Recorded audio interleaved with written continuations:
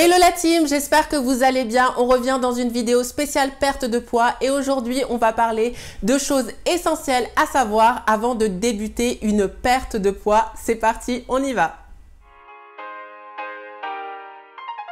Alors, il y a beaucoup de personnes qui pensent que mettre en place une perte de poids, c'est quelque chose de compliqué.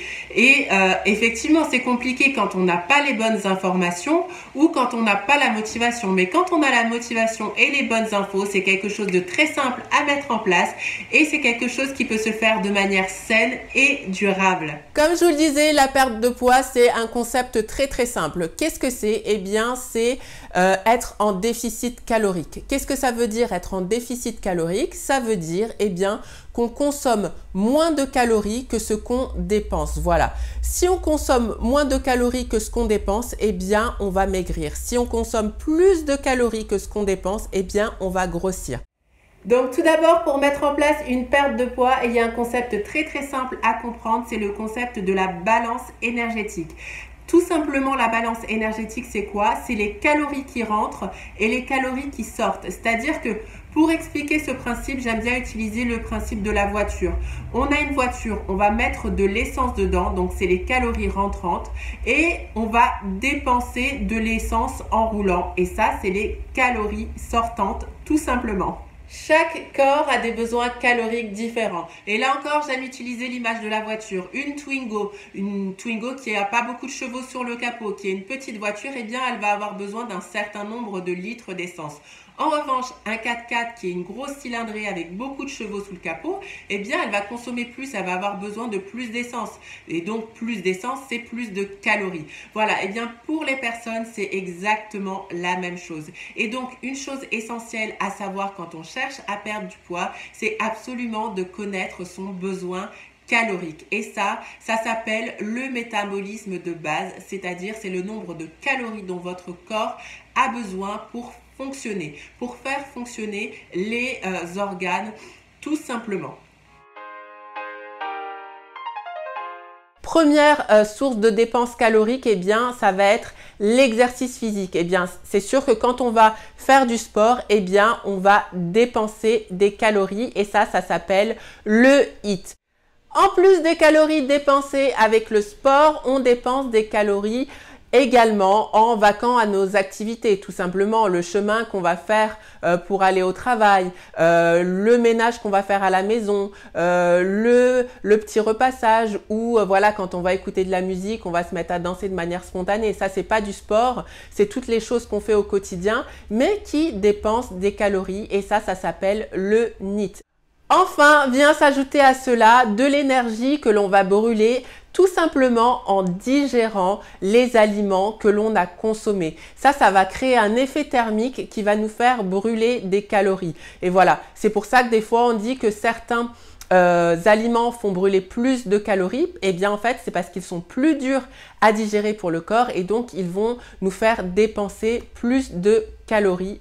Donc, en résumé, la balance énergétique, c'est tout ça. Ça va être votre métabolisme de base, le HIIT, donc c'est-à-dire l'exercice physique, le NEAT, c'est-à-dire l'exercice que vous allez faire sans vous en rendre compte, en marchant, en faisant du ménage, et l'effet thermique qui est produit par la digestion de vos aliments. Si vous consommez plus de calories que tout ce que cela demande, vous allez grossir. Vous allez grossir et ça, c'est inévitable. Alors, par contre, il y a quelque chose à prendre en compte. Il y a des personnes qui vont manger très peu, qui vont donc du coup avoir le sentiment d'être en déficit calorique, mais qui ne vont pas l'être. Pourquoi elles ne vont pas l'être? Je vais vous expliquer tout ça tout de suite. Alors, pourquoi ces personnes ne sont pas en déficit calorique alors qu'elles ont une alimentation nickel, qu'elles mangent peu, qu'elles font du sport, qu'elles sont actives? Tout simplement parce que ces personnes ont tellement baissé leur métabolisme à force de faire des régimes sur le long terme, d'être en déficit calorique sur le long terme, que leur métabolisme s'est adapté. Le métabolisme, tout ce qu'il veut, lui, c'est survivre. Il en a rien à faire de la perte de poids. Et donc, quand on donne, par exemple, pendant une très longue période à son organisme 1000 calories, eh bien, qu'est-ce qu'il va se dire? Eh bien, il se dit, eh bien, on me donne que 1000 calories pour faire tout ce que j'ai à faire, eh bien, je vais m'adapter. Or, le jour où on voudra maigrir plus, eh bien, il faudra descendre encore plus bas, ce qui est pas maintenable. Et voilà, c'est comme ça qu'on, entre guillemets, nique son métabolisme. Voilà. Donc, ces personnes-là, eh bien, elles se retrouvent dans un dilemme. Voilà, c'est-à-dire qu'elles ne maigrissent plus et qu'elles vont devoir faire ce qu'on appelle une reverse diet. Mais bon, ça, c'est encore un autre sujet. Donc, voilà. Mes conseils donc pour perdre du poids de manière saine et durable sont les suivants. Conseil numéro 1, c'est vraiment de savoir de combien votre corps a besoin en prenant en compte votre métabolisme de base, le NEAT, le HIIT. C'est vrai que des fois, je vous conseille d'aller sur les applications de calcul calorique. Ça vous donne une idée globale. Mais si vous faites partie des personnes qui ont complètement flingué votre métabolisme, eh bien, ça va vous faire trop de calories. Voilà, même si à la base, vous auriez eu besoin de 2000 calories, eh bien, si vous avez été en déficit pendant trop longtemps, malheureusement, peut-être que vous n'allez pas perdre en consommant 2000 calories. Et ça s'appelle la triste réalité. Voilà. Deuxième conseil, c'est de baisser vos calories de manière ultra progressive.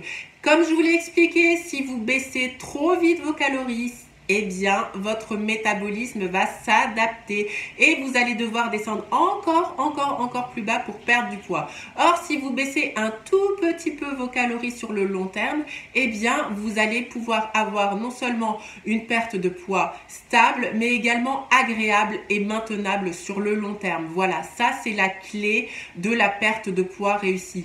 Pas la peine de mettre tous ses œufs dans le même panier et se dire, bon, allez, j'ai envie de perdre 5 kilos, alors je vais mettre le paquet, 1000 calories pendant X semaines et je vais perdre au max. Non, non, non, ça se passe pas comme ça. Vous allez certes perdre au max, mais vous allez flinguer votre métabolisme et après, croyez-moi, c'est là que les ennuis commencent. Ensuite, effectivement, si vous voulez perdre du poids, eh bien, vous pouvez augmenter votre activité physique. Moi, je vous conseille principalement d'adopter la musculation parce que c'est vraiment quelque chose qui va vous aider à construire de la masse musculaire.